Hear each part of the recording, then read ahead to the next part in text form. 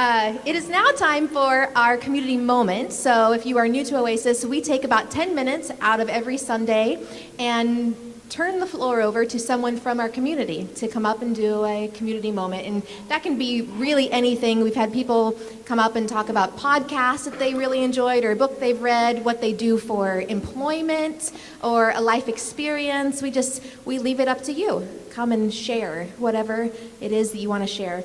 So this morning we have a first timer. That's always exciting. Julie Whistman. And Julie, I asked her for 3 words to describe herself. Said optimistic, outgoing, and enough. And if Julie had a warning label, it would be, don't stand between me and the cheese. Please welcome Julie Whistman.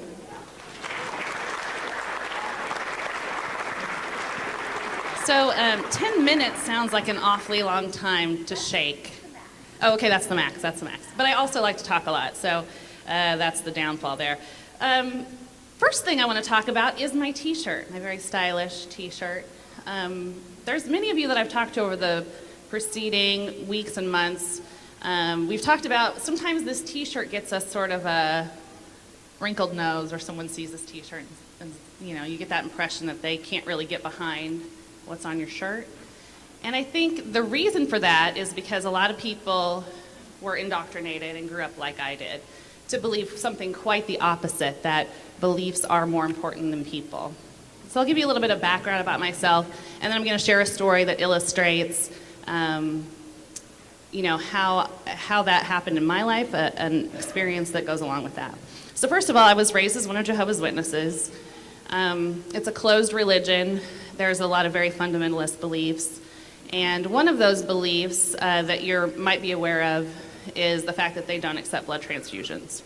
And so that causes a lot of conflict at times. And this story has to do with that. So this happened when I was 23 years old. I went into labor unexpectedly at 25 weeks into my pregnancy. I was rushed to the hospital, and it was determined that I would have a C-section that day, and that our son would be born that day. One thing that Jehovah's Witnesses are very good at is indoctrination, repetitive recitation of what the requirements are to be a part of their group.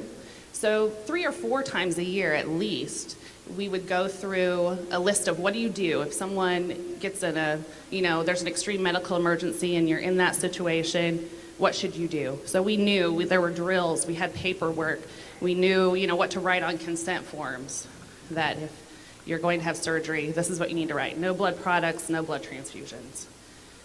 So I'm there, 23, dutifully filling out my forms, no blood transfusions for this surgery that I'm about to undergo.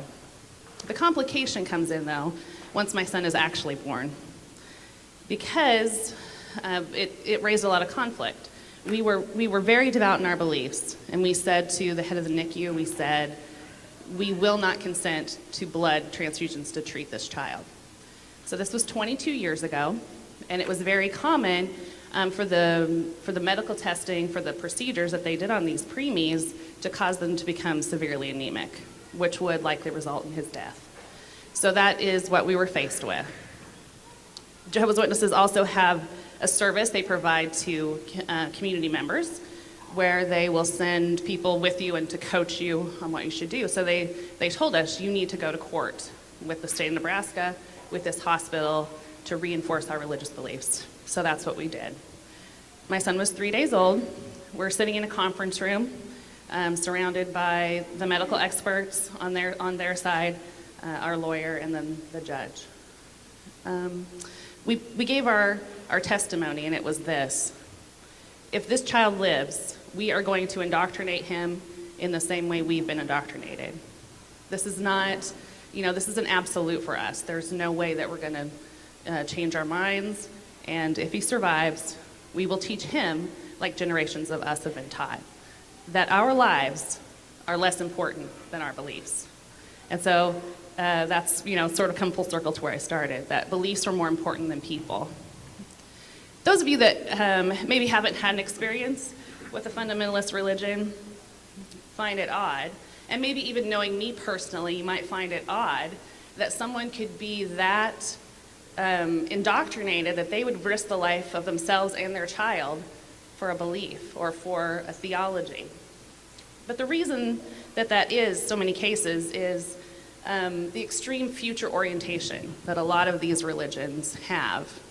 For instance, we were also taught weekly that our life now, our current life, is really just a precursor to what happens in the future, an afterlife in some religions. But for us, it was this prospect of a recreated new world that we would live in, and that any sacrifice that we made, God could undo.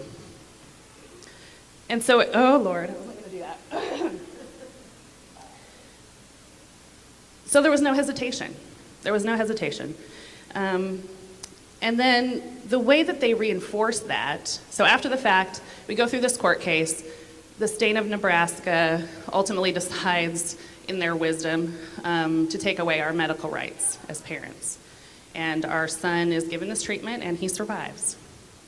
However, in our organization, having taken this stand, we were celebrated. We became sort of minor celebrities in that arena. People would come up to us, 23 years old. Oh, we're so proud of you. You have done such a wonderful thing. Isn't it amazing how faithful you are? And, when you hear that positive reinforcement after you've made a really hard decision, it just makes it that much more real to you, like, oh, I'm being rewarded by for my faithfulness. But really underlying all of those reasons why these high control religions are able to keep people is fear.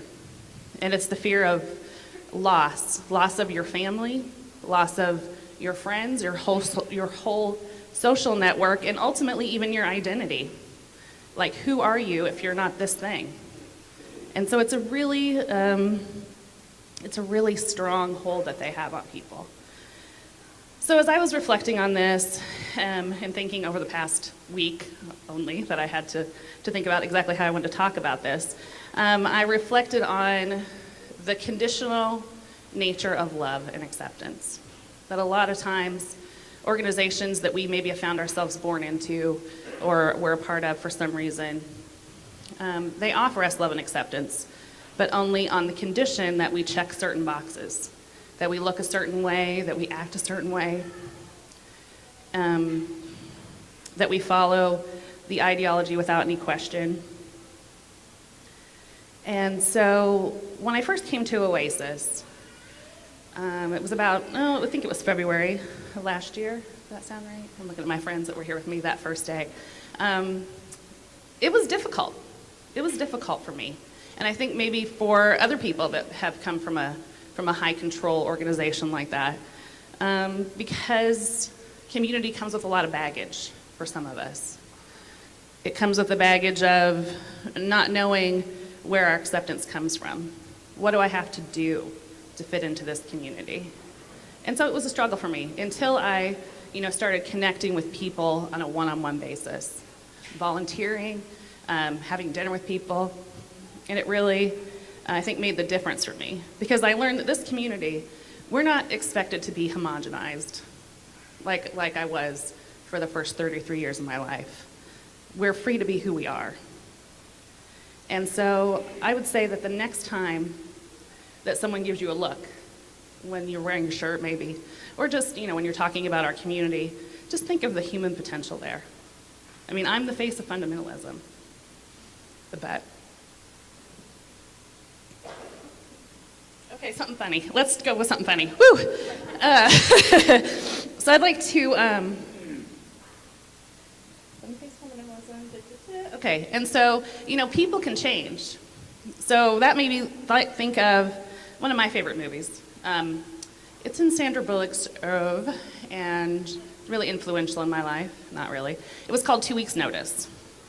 And her parents are activists, and they want her to remember this one thing. As long as people can change, the world can change.